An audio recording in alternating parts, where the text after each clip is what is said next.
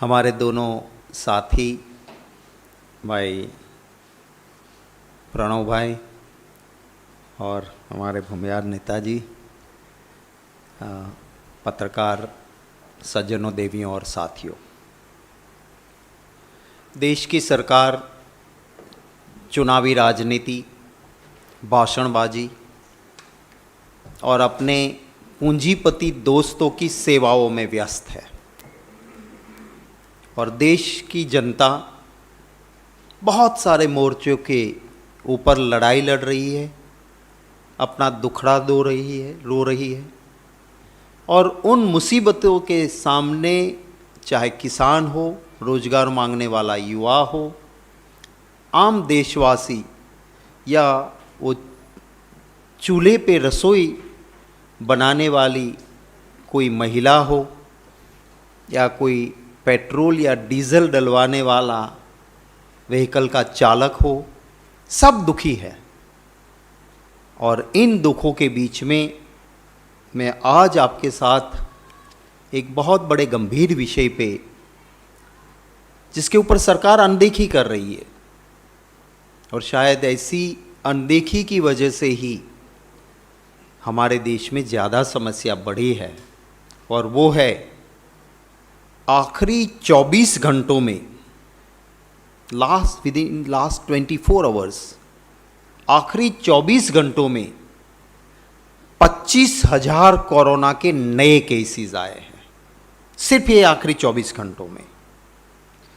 और इन्हीं आखिरी 24 घंटों में ये दुख के साथ कहना पड़ रहा है कि 140 नए मृत्यु कोरोना की वजह से हुआ है।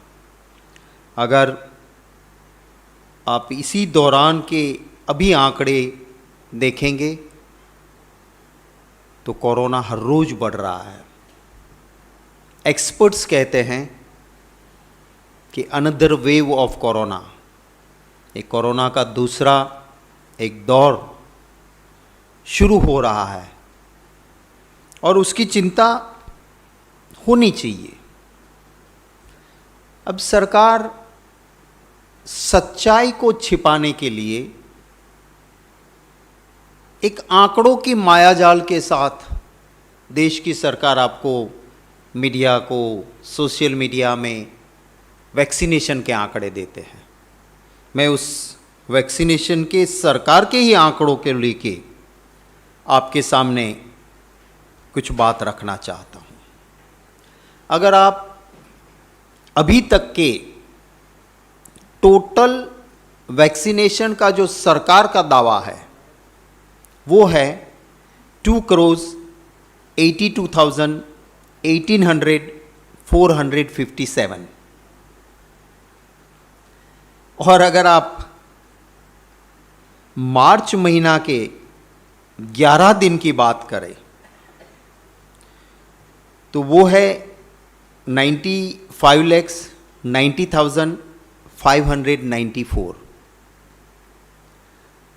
माने हमारा देश जो 135.5 करोड़ की आबादी वाला देश, इस हमारे भारत में अभी तक सरकार का आंकड़ा ही सही मान के चले तो भी 1.5%, 1.5% लोगों को वैक्सीन हुआ है, वो भी फर्स्ट डोज की बात शामिल है। फुल वैक्सीनेशन जहां प्रोटेक्शन आ जाता है वो कहते हैं सेकेंड डोज के बाद। वैक्सीन का ये सेकेंड डोज जो दिया है, जिनको सेकेंड डोज भी मिल गया, आपको ताज्जुब होगा, फुल वैक्सीनेशन सिर्फ 47.29 लैक्स, सिर्फ 47.29 लैक्स इस देश में फुल वैक्सीनेशन हुआ है। इसका मतलब ये हुआ कि 0.35, सिर्फ 0.35% ही वैक्सीनेशन हुआ है। आप अगर इसको मार्च के 11 दिन के हिसाब से भी गिनोगे तो भी, और फुल वैक्सीनेशन का अभी तक का दौर है उसको लेके देखोगे तो भी, अगर 70% लोगों को वैक्सीन हमारे देश में करना हो तो जिस रफ्तार से ये सरकार चल रही है, 12.6 ईयर, 12 साल 6 महीने लगेंगे 70% लोगों को वैक्सीन होने में। और अभी कोई साइंटिफिकली ये प्रूव नहीं हुआ है कि 70% कर दिया तो चलेगा, आपको तो 100% करना होगा। और अगर 100% हमारे देश में वैक्सीनेशन करना है और सरकार जिस गति से चल रही है, हमारे देश को 100% वैक्सीनेशन करने में 18 साल लगेंगे, 18 ईयर्स, अगर यही रफ्तार रही तो। ऐसा भी नहीं कि वैक्सीन नहीं है हमारे पास। ऑक्सफोर्ड यूनिवर्सिटी एस्ट्राजेनिका का कोविशील्ड, जो हमारे वहाँ सीरम इंस्टीट्यूट हिंदुस्तान में मैन्युफैक्चर करती है, उनके साथ जुड़े हुए कुछ लोगों से ऑफ रिकॉर्ड मेरी बात हुई। वो कह रहे हैं कि हमारे पास इतना पड़ा हुआ है कि अगर सही यूज़ नहीं हुआ तो पड़े पड़े ये वैक्सीन एक्सपायर कर जाएगा। माने enough stock of Covishield. Bharat biotech का कोवैक्सीन है। डॉक्टर रेड्डीज़ ने एक एप्लीकेशन डाल के रखी हुई है drug control general of India के पास कि रशिया का स्पुतनिक 5, इसकी हमें मंजूरी दो। मेरा कहने का मतलब यह है कि आपके पास इनफ वैक्सीन पड़ा है, क्यों नहीं दे रही है सरकार? बिहार के चुनाव के वक्त कहा था, मित्रों मुफ्त में वैक्सीन सबको। क्या सरकार ये करना चाहती है कि वैक्सीन नहीं दो, पैनिक खड़ा करो? गरीब आदमी अपना नंबर नहीं लगता है तो इधर उधर करके प्राइवेट में चला जाए और जो पैसा मांगे उसे दे के वैक्सीन ले ले, ताकि सरकार को मुफ्त में वैक्सीन देने की बात ना रहे। क्या ये मंशा है उसकी? मेरा सीधा सवाल है। मैं विरोधी दल के कार्यकर्ता के नाते उनके ऊपर एलिगेशन कर दूं, ऐसा नहीं है। मैं रिस्पेक्ट करता हूं हमारी हायर जुडिशरी को और दिल्ली हाई कोर्ट के उस फैसले को सैल्यूट करता हूं, जिन्होंने कड़े लफ्ज़ों में, दिल्ली हाई कोर्ट की डिवीज़न बेंच ने कहा कि तुम कर क्या रहे हो? इस देश में कोरोना बढ़ रहा है और तुम वैक्सीन एक्सपोर्ट कर रहे हो, बाहर के देश में बेच रहे हो, कहीं पे दान दे रहे हो, खैरात कर रहे हो, and you are telling us will do it tomorrow, हम कल ये सब कुछ करेंगे देश में। दिल्ली हाई कोर्ट ने बड़े ही कड़े लफ्जों में कहा कि आप कह रहे हो कि आने वाले कल करेंगे, अरे ये तो बीते हुए कल को ये हो जाना चाहिए था। You are saying will do it tomorrow, it should have been done yesterday. आप कहते हो हम आने वाले कल को करेंगे, वो तो बीते हुए कल को हो जाना चाहिए, क्यों नहीं कर रहे हो? मांग करता हूं सरकार इसका जवाब दे कि दिल्ली हाई कोर्ट के इतने कठोर लफ्जों के बाद भी गैंडे की चमड़ी पे भी असर होती है, ज़्यादा प्रहार हो तो। इनकी चमड़ी पे कोई असर नहीं हो रहा। कुछ डॉक्टर्स, कुछ मेडिकल फील्ड्स के जुड़े हुए लोगों से मेरी बात हुई। उनका एक ये भी कहना था कि ये देश की भाजपा की सरकार सब कुछ सेंट्रलाइज रखना चाहती है। मैं और इसलिए कौन सा वैक्सीन, किसको वैक्सीन, कैसे वैक्सीन देना है, वो एक्सपर्ट जिनके पास सही और अच्छी इसी क्षेत्र की डिग्री है वो तय नहीं करेगा, पर जो डिग्री दिखा नहीं सकता है वो तय करेगा, और जिसे इस विषय से कोई लेना देना नहीं है वो तय करेगा। इसकी वजह से सेंट्रलाइजेशन जो करके बैठे हैं और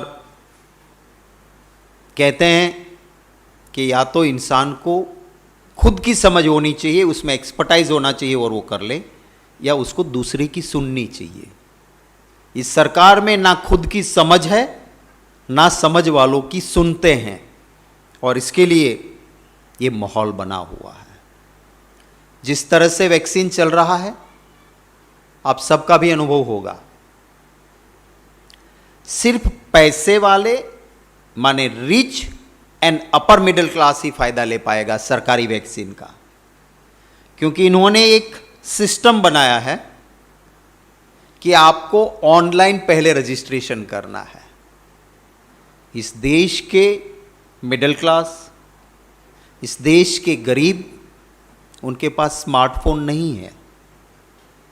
अगर थोड़ा बहुत स्मार्टफोन आ भी गया तो कनेक्टिविटी नहीं है, और वो भी है तो ऑनलाइन रजिस्ट्रेशन के लिए लिंक खोलो, वहाँ जाओ और रजिस्ट्रेशन करो,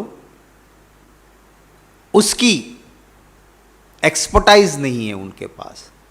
तो जब रजिस्ट्रेशन ही नहीं करवा पाएगा इस देश का आम नागरिक, कॉमन सिटीजन, तो उसको तो वैक्सीन कहाँ मिलेगी।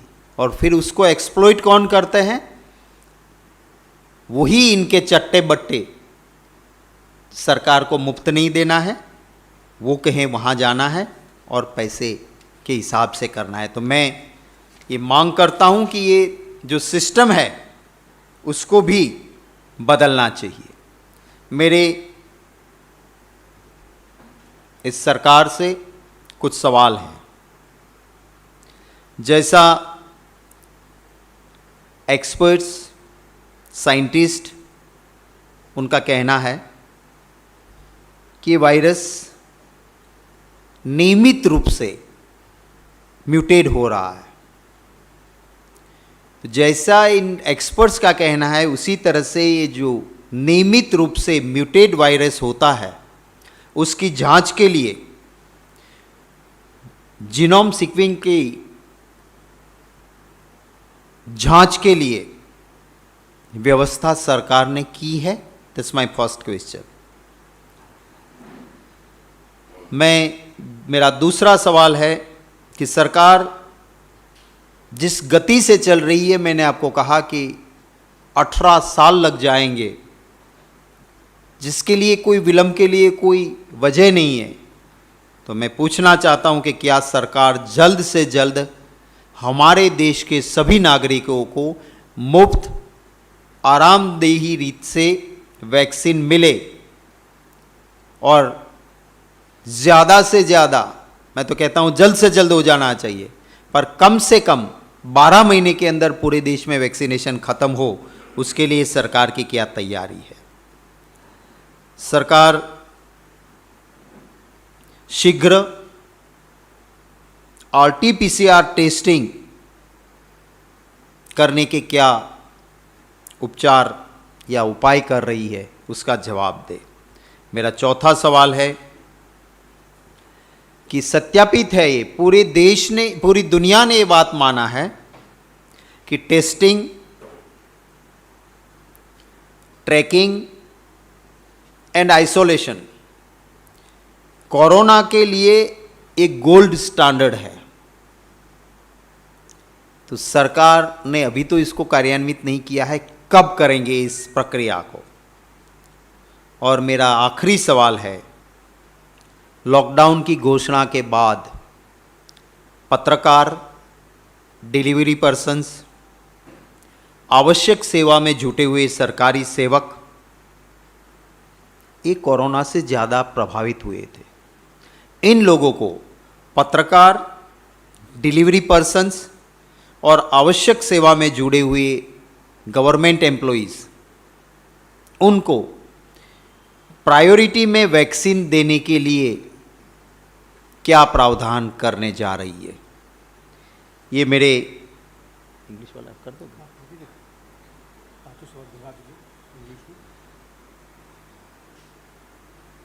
My questions to the Modi government: as the experts and scientists suggest, with the various mutating viruses emerging as government scaled up genome sequencing to identify newer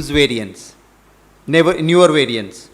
My second question is, what is the government's plan to complete nationwide vaccination within 12 months and not 13, 16 or 18 years? My third question, what is government doing to conduct faster and sufficient RT-PCR testing?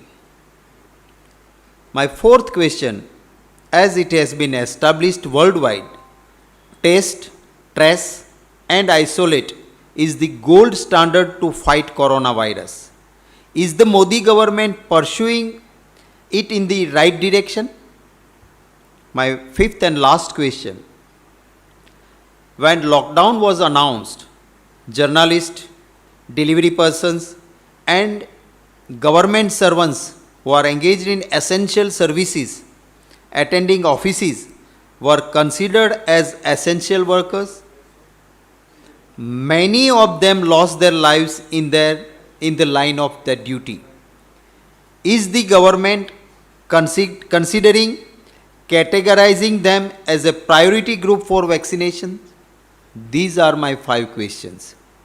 आपके कोई सवाल होंगे तो उन सवालों का स्वागत रहेगा. Thank you very much.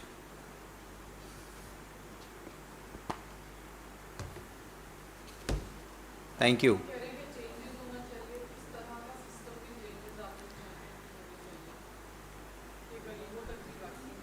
देखिए, चेंजेस में एक तो हमारे पास ग्रास रूट तक वैक्सीनेशन के लिए इंफ्रास्ट्रक्चर हेल्थ का है, इसका यूज़ करके सेंट्रलाइज रखा हुआ, इसको डिसेंट्रलाइज करके प्रायोरिटी देशवासी को दे. जो दिल्ली हाईकोर्ट ने कहा कि आप आने वाले कल को करने वाले हो, वो बीते हुए कल को हो जाना चाहिए.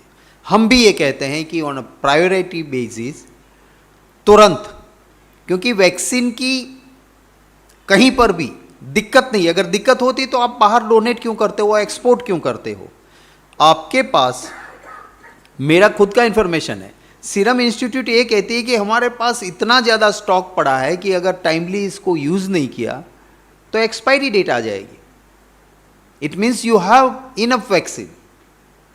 आपके पास 2 और भी कंपनीज, एक तो आपके पास स्पुतनिक 5 के लिए एप्लीकेशन पेंडिंग है, एक आपका कोवैक्सीन अवेलेबल है आपके पास, कोविशील्ड कोवैक्सीन 2 तो आपने मंजूर किया है, तो दे दीजिए सबको, तुरंत ख़त्म कीजिए. ये मांग है हमारी. दूसरा, जब ये बढ़ रहा है तो जैसा मैंने कहा कि टेस्ट, ट्रेस एंड आइसोलेशन वो गोल्ड स्टैंडर्ड्स है, तो क्यों आप RT-PCR टेस्ट को बढ़ा के, ये जो ऑल ओवर द वर्ल्ड ये एस्टैब्लिश हुआ है कि इससे फ़ायदा होता है, वो क्यों नहीं कर रहे हो? ये हमारी मांग.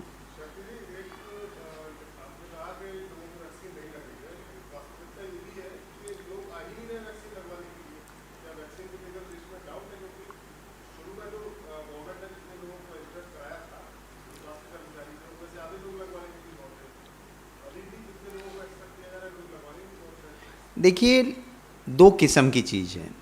एक, अभी भी किसी के मन में डाउट है, वो नहीं आएंगे, पर आपका सिस्टम ऐसा बना के रखा है कि आपके पास आना चाहता है, उसके लिए आपके पास जगह नहीं कि तुम ऑनलाइन रजिस्टर करवाओ, अभी तुम्हारे पास नहीं है, अभी तुम्हारा नंबर नहीं आया है. तो कम से कम उनको तो कर दे, फ्री कर दे, सब जगह पे लगा के, कैंप लगा के. क्यों नहीं हो सकता है? सरकार की मंशा ठीक हो तो रास्ते तो है ही. सर, जिन राज्यों में आपकी सरकार है वहाँ पे क्या कोई अल्टरनेट व्यवस्था टीकाकरण को लेकर की गई हो, चाहे वो ऑनलाइन रजिस्ट्रेशन से जुड़ी हुई कोई सुविधा हो, ताकि वो लोग जो इंटरनेट जिनको एक्सेस नहीं है या उतने पढ़े लिखे नहीं जानते, उनको आपने करवाया हो? कोई ऐसा मॉडल हो जो आपके स्टेट्स में हो, जो आप रखना चाहें?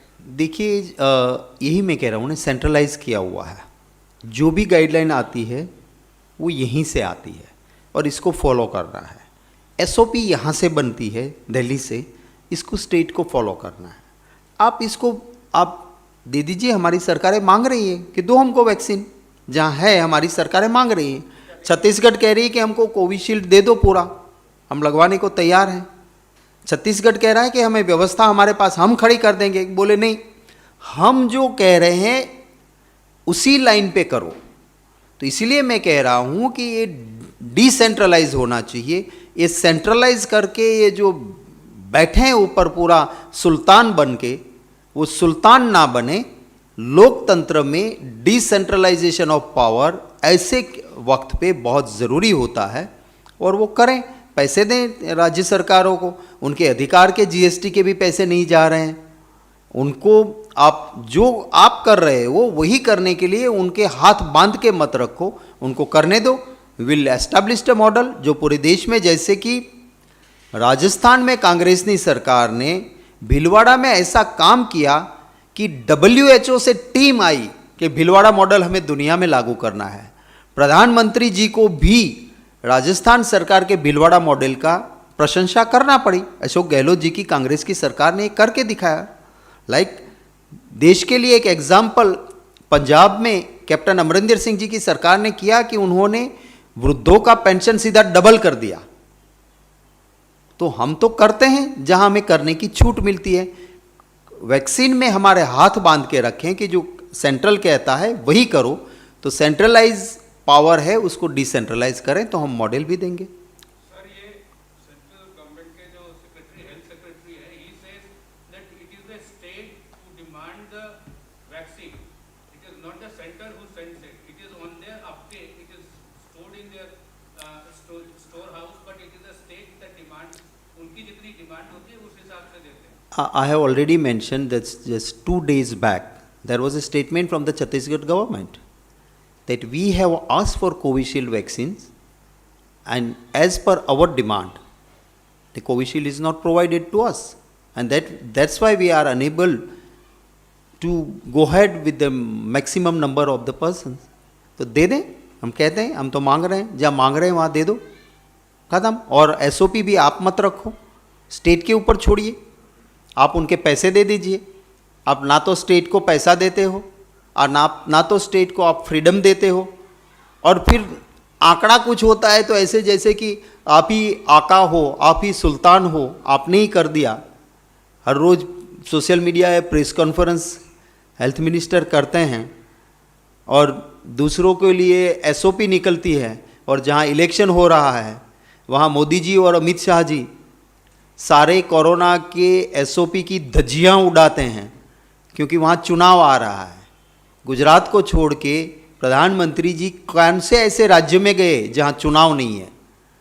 तो आपको हर वक्त ऐसे वक्त भी सिर्फ चुनावी राजनीति करती है, तो देशवासियों की भी चिंता थोड़ी बहुत करो। चुनाव में करो चुनावी राजनीति, हमें दिक्कत नहीं है, पर देशवासी जब पूरा देश इसमें चिंता का विषय है। हम कह रहे हैं कि 24 घंटे में 25,000 नए केसेस आना, और फिर भी आप आंख बंद करके बैठते हो।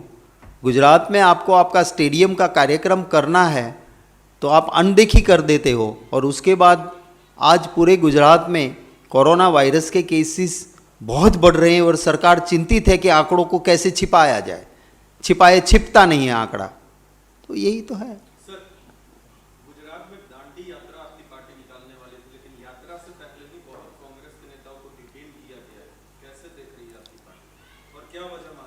देखिए, एक बड़ी ही बदकिस्मती लोकतंत्र की है। गांधी जी ने दांडी यात्रा अंग्रेजों के खिलाफ निकाली। लोकतंत्र नहीं था, अंग्रेजों का शासन था, ये देश गुलाम था। पर जब दांडी यात्रा निकली, अंग्रेजों ने दांडी यात्रा रोकी नहीं थी, दांडी यात्रा को मंजूरी दी थी, और दांडी यात्रा अंग्रेजों के वक्त में भी निकली। आज देश में ये कैसा लोकतंत्र है? अंग्रेज सल्तनत के खिलाफ जब देश आज़ाद नहीं था तब कांग्रेस यात्रा निकाल सकी थी।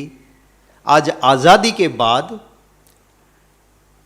यही विचारधारा, यही कांग्रेस पार्टी, हम कोई राजनीति तो नहीं कर रहे थे, हम ट्रैक्टर से यात्रा निकाल रहे थे, हम गांधी विचारधारा का प्रचार कर रहे थे।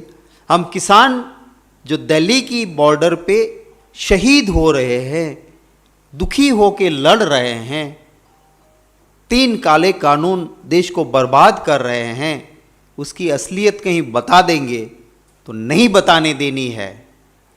चाहे दुनिया भर में बांग्लादेश से भी गया गुजरा लोकतंत्र हिंदुस्तान में है ऐसा कोई कहता है और उसके प्रमाण मिलते हैं, तब भी हमारी यात्रा को, ट्रैक्टर यात्रा के ऊपर अत्याचार होता है। वही स्वतंत्र सेनानी परिवार से आए हुए लोग हमारे सेवा दल के साथियों का ये हड्डियां पुलिस तोड़ देती है, ट्रैक्टर में से हवा निकाल देती हैं, मेरे नेताओं को गिरफ्तार किया जाता है। मैं मानता हूं कि इससे बड़ी बर्बरता और इससे बड़ा लोकतंत्र का कोई अपमान नहीं हो सकता है। और प्रधानमंत्री जी 2002 से 2010 तक एक आरटीआई निकला है, आप देख लेना, कभी गांधी आश्रम में सिवाय के वाजपेयी जी, मनमोहन सिंह जी, राष्ट्रपति जी, ये कोई गया और मुख्यमंत्री के नाते साथ जाना पड़ा तो गए, बाकी एक बार भी गांधी आश्रम नहीं गए थे। गांधी जी की विचारधारा को अगर आज दिल से आरएसएस और मोदी जी मानते हैं तो मैं धन्यवाद करूंगा, उनका स्वागत करूंगा। ये वो लोग हैं जो ना तिरंगे को मानते थे ना गांधी विचारधारा को मानते थे। ये वो विचारधारा है जिसने कांग्रेस की विचारधारा के स्वतंत्र सेनानी के खिलाफ अंग्रेजों के पिट्ठू बन के, गवाह बन के स्वतंत्र सेनानी के खिलाफ लड़े थे, वो थे। पर वो भी अगर आज दिल से दांडी यात्रा निकालते तो कांग्रेस की दांडी यात्रा को रोकते नहीं। ये उन्होंने प्रमाण दे दिया कि हम दांडी यात्रा निकालते हैं ना, वो तो सिर्फ ये देश में युवा रोजगार मांगता है, किसान बर्बाद है, महिला को गैस छोड़ के चूल्हा लकड़ी से जलाना पड़ रहा है, पेट्रोल डीजल के गैस के दाम आसमान छू रहा है, वहाँ से अटेंशन डाइवर्ट करना है। सो अटेंशन डाइवर्ट के लिए गांधी है, गांधी विचारधारा के लिए नहीं है। उस बात का सबूत दे दिया हमारी दांडी यात्रा को रोक के। बीजेपी ने 4 अपने सांसदों को पश्चिम बंगाल में उतारा है जो विधानसभा का चुनाव लड़ेंगे। बाबुल सुप्रियो, लॉकेट चैटर्जी और निशित प्रमाणिक और स्वप्ना दास गुप्ता। तो कैसे आप देखते हैं कि सांसद जो है उनको उतारा है, फुल सॉर्टर बीजेपी जा रही है? डूबता क्या नहीं करता। बीजेपी ने वहाँ इलेक्शन को हाईफाई बनाकर किसी भी तरह, चाहे राम का मरे चाहे रहीम का मरे, मेरी वोट बैंक भरे, चाहे मेरा सांसद लड़े, चाहे किसी का पांव टूटे, किसी को गाली भी दूं, पैसे भी डालूं, मिसयूज करूं पावर का भी, पर मेरी वोट बैंक भरे। ये सब कुछ करने के बावजूद जब बात नहीं बन रही है तो जैसे कहता है कि डूबता तिनके का सहारा लेता है, उसी तरह से ये लास्ट मिनट के ऐसे हथकंडे भी वहाँ हो रहे हैं। वो कहते हैं कांग्रेस के पर हल्ला बोल करते थे ना, कैप्टन कौन? मैं पूछता हूँ, वेस्ट बंगाल में मोदी जी कैप्टन कौन? बता दो। रोहित साहब, इसी से जुड़ा हुआ एक सवाल है, कांग्रेस को किसका सहारा है? उनको तो आप कह रहे हैं कि तिनके का सहारा है, आपको किसका सहारा? अब तक राहुल गांधी नहीं गए हैं, अब तक कोई बड़ा चेहरा नहीं गया, प्रियंका गांधी असम गई, अभी तक बंगाल नहीं गए, तो कौन लोग जाएंगे? जाएंगे, मैं खुद भी जाऊंगा, बड़े बड़े लोग भी जाएंगे और मेरा जैसा कार्यकर्ता भी जाएंगे। 5 स्टेट में चुनाव है, पार्टी तय करती है। हमारी विचारधारा का सहारा है, हमारे अलायंस पार्टनर का हमारा सहारा है और बंगाल की जनता का सहारा है। और उन्हीं के सहारे हमने हार भी देखी है, हमने जीत भी देखी है। हमने कभी अहंकार ना किया है, ना हम मायूस बन के रो धो के बैठे हैं। हम लोकतंत्र में आखिर में जनता जनार्दन है, लोग तय करते हैं किसको बिठाना किसको हटाना। हमने कभी अहंकार से मित्रों इतनी सीट, भाई बहनों, ये हमारा स्वभाव नहीं है। सर, ममता बनर्जी के ऊपर जो हमला हुआ, आयोग कह रहा है कि वो एक एक्सीडेंट है, गाड़ी से उनको चोट लगी। देखिए, मैं संवैधानिक संस्थाओं के जो भी है उसके ऊपर ज़्यादा कुछ नहीं कहता चाहता हूँ। पर ये सरकार जिस तरह से सेंट्रल की चलती है, चुनाव आयोग में भी पूरे आयोग का गठन नहीं हुआ, कितने महीनों तक चला था आप में सब जानते हैं। आखिर में लोकल जो भी इन्वेस्टिगेशन इंक्वायरी होगी, मैं इतना ज़रूर कहता हूँ कि सबको अपनी विचारधारा और अपने मतों पे, हमने कभी मोदी जी एक चुनाव के वक्त हरेन पंड्या की टिकट नहीं कट रही थी तो अस्पताल में भर्ती हो गए थे कि हम हरेन पंड्या की जगह दूसरा जब तक नॉमिनेशन फाइल नहीं करेगा, मैं बीमार हूँ, अस्पताल में हूँ। और जैसे ही हरेन पंड्या की टिकट काट के दूसरे का नॉमिनेशन फाइल हुआ, वो अस्पताल से बाहर आ गए थे। ना हम कभी ऐसी राजनीति करते हैं, ना हम दूसरों को ऐसे चश्मे से देखते हैं। सर, दो सवाल है सर। संयुक्त, जैसा कि आप जानते हैं, संयुक्त किसान मोर्चा के कई बड़े नेता बंगाल के दौरे पर हैं। उनके एक प्रमुख किसान नेता बलवीर सिंह राजेवाल ने किसानों की एक सभा या जनसभा को संबोधित करते हुए कहा कि देश के लिए मोदी बड़ा खतरा है। वो यहाँ तक कह गए कि देश के लिए पाकिस्तान खतरा नहीं है, कोई और देश खतरा नहीं है। उन्होंने देश के लिए सबसे बड़ा खतरा मोदी को बताया। इस पर कांग्रेस की क्या प्रतिक्रिया है? क्या आप लोग इस पर कुछ कहना चाहते हैं? देखिए, मैं कांग्रेस पार्टी का प्रवक्ता हूँ, मैं किसी इंडिविजुअल का या किसी और गुट का प्रवक्ता नहीं हूँ। तो उन्होंने किस संदर्भ में क्या किया कहा वो मुझे पता नहीं है। पर मैं ज़रूर कहता हूँ कि अगर इस देश को, जो देश में यूनिटी इन डाइवर्सिटी, हम अगर ऑस्ट्रेलिया की मैच इतिहास बना के हम जीत के आए, तो क्यों जीत के आए? क्योंकि वहाँ पे एक सिख, एक हिंदू, एक मुसलमान और एक ईसाई, 4 खिलाड़ियों, बेस्ट परफॉर्मर चारों थे। वो चारों सिख, मुसलमान, ईसाई और हिंदू साथ मिले थे, तब ऑस्ट्रेलिया में हमारी क्रिकेट की टीम जीत के आई थी। ये यूनिटी है। अगर कोई भी वोट बैंक की पॉलिटिक्स के लिए ये सब दिलों को तोड़ने की बात मजहब के नाम पे, जात के नाम पे, प्रांत के नाम पे करते हैं, तो खतरा देश के लिए बड़ा हो सकता है। उसमें मैं या कोई भी इसको डिनाई नहीं कर सकते कि देश टूटेगा, देश कमज़ोर होगा। और जिस तरह से मैं मेरी आस्था है, मेरी कुल देवी है, मेरे भगवान है, उसकी प्रार्थना करता हूँ, पूजा करता हूँ, पर मैं उसको इतना सस्ता नहीं करता हूँ कि मेरे राजनीतिक रोटी के लिए मैं इनको बाजार में उतारूँ। वो मैं नहीं करता हूँ, वो कांग्रेस का संस्कार नहीं है। अगर वो कोई करते हैं तो उससे लोकतंत्र और देश को खतरा ज़रूर हो सकता है, कोई भी करे।